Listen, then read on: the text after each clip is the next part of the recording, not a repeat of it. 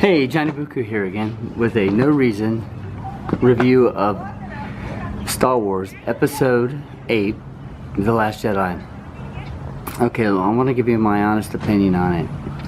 But before I get started, I want to talk about Episode 7 for a moment and what I liked about it. What I liked about Episode 7 is that in my mind, I feel like Disney kind of wanted to recreate, reboot the whole series. Of course, they couldn't do that. They had to continue on. So what they did is in the first movie, if you've seen it, I hope there's no spoilers there. It's pretty much that whole movie felt to me frame for frame the same movie as A New Hope. And you know what? It worked. It really worked.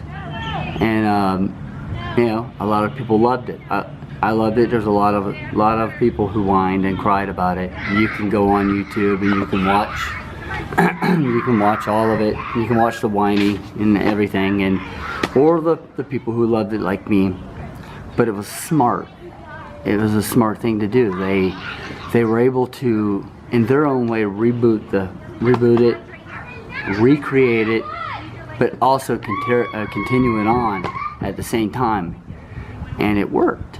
So here we are with Episode 8, The Last Jedi, and for in some ways it's kind of like that, but they've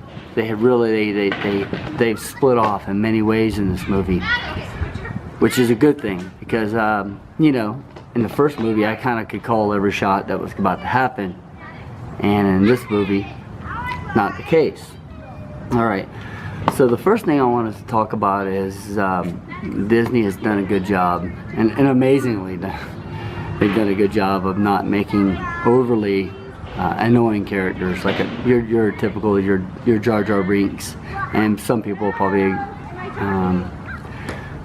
would probably disagree with me, but C-3PO in a smaller fashion, but and I can take them in small doses, but they don't overly rely on extremely annoying characters, and that's good. And they have more serious characters that are strong characters. So the good thing that they do is they mix a lot in this episode. They mix a lot of old and they mix a lot of new ideas. They mesh them together, and they mesh together very nicely, and which made for a very, very good viewing experience. I mean, I've been watching them all my life, and this was one of the more enjoyable to watch. I'm personally, my favorite is The Empire Strikes Back. I don't think anything ever touch it. That's a personal opinion, and this is the movie that's supposed to be The Empire Strikes Back of the series, because it's the second of the series, and it has a lot of Empire Strikes Back feeling to it. There's a couple scenes that feel like it almost really just sync right up, and that's good. I enjoyed it. I really enjoyed that part. Now here's the thing is, and this is not a spoiler, but more expected, is some characters are gonna die. I'm not telling you if they're main characters, side characters, low characters, high characters. People are going to die, and that's just part of the movie. That's moving the storyline apart further on, and it's important to do that. It's Star Wars. It's not star pillow fights, and so don't be surprised when you see a couple deaths here and there, and you're shocked, or you're not shocked, that you're happy because that character's gone. And so the question is did I enjoy the movie? And oh well, let me fall back for a second. There's gonna be probably some times that you're gonna go kind of what? You're not gonna really completely get what happened. Maybe more towards the end of the movie. May not make complete sense, and it still haven't made sense to me. I'm gonna fall back and watch some videos, and there's people who's way better at this than me at figuring these things out.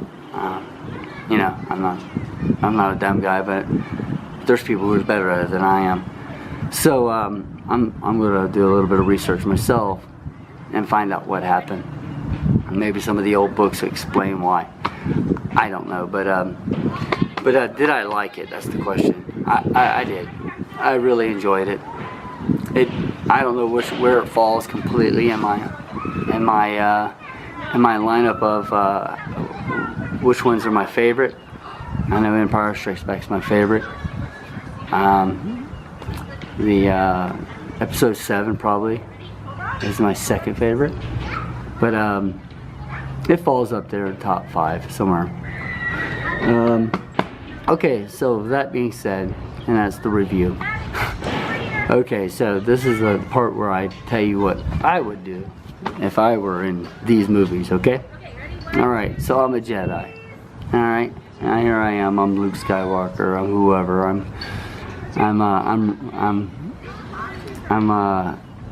and I decided I need to annoy the other side or defeat the other side. I have all these Force ghosts in my armament.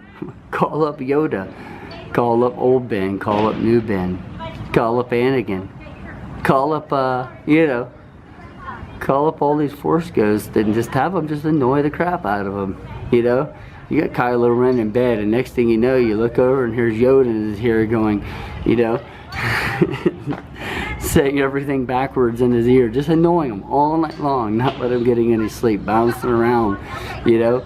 How about the poor little children that Anakin slaughtered in the original of the